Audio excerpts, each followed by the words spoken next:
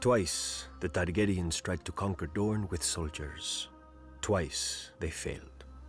Only when the Dragon Kings came bearing husbands and wives did my ancestors relent and agree to join their 7 kingdoms. House Martell could have waged war until the end of days. But how could we resist a peace we could take to bed?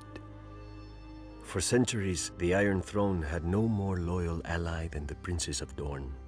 Since we had never fallen to them, we kept our ancestral title. Perhaps this is what drew Rhaegar Targaryen to us. His royal parents had not produced a sister for him to wed, so he had to look elsewhere for a princess. And there was only one in Westeros, Elia of House Martell, my sister.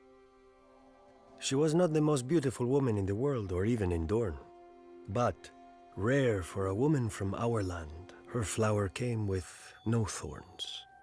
She was kind and clever, with a gentle heart. I loved her. I feared for her. For years I fended off lesser men from her. But when Rhaegar came, even I failed. He was beautiful and the crowned prince of the 7 kingdoms, and our mother had worked so hard to secure the match, how could Elia not accept him? They were wed, and he took her from her home, from those who loved her and would die for her, and locked her in his red keep above his sty of a city surrounded by false friends.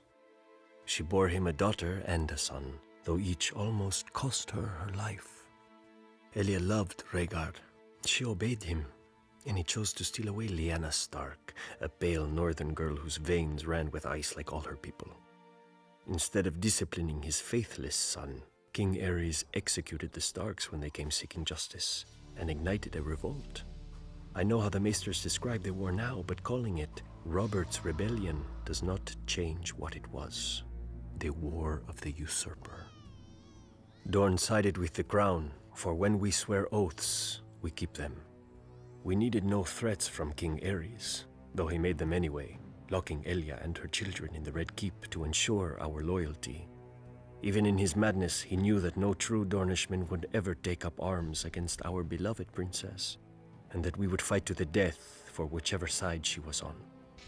At the Trident, Dorne lost 10,000 men and 2 princes, my uncle in the King's Guard and Elia's gallant husband, Prince Rhaegar, who was too slow or too arrogant for Robert's war hammer. As Robert's army marched on King's Landing, the Mad King sent his own wife and child away, but kept my sister and hers inside. In his madness, Aerys thought that the Dornish had betrayed his son at the Trident, and was only too happy to welcome his one true friend back into his ranks, Tywin Lannister. Lord Tywin's army sacked his friend's city while Lord Tywin's son murdered the king he'd sworn to protect. All this could have been forgiven.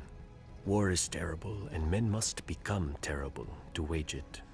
But the Lannisters knew that as long as my sister and her children, Prince Rhaegar's heirs, lived, no usurper could safely sit the throne.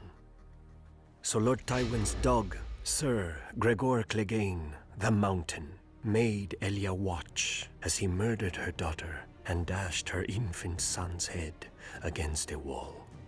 Then, with her baby's blood still on his hands, he raped my sister and murdered her. When Lord Tywin later presented their bodies to Robert Baratheon wrapped in pretty Lannister cloaks, I have been told the red color graciously hid the blood from men's eyes. The Targaryens talk of fire and blood. In Dorne, our blood is fire. If Robert Baratheon had dared set foot in Dorne during his reign, he would have lost the foot, and it is not even him we blame for Elia. The Lannisters think their gold buys them power. The Lannisters think their mountain buys them strength.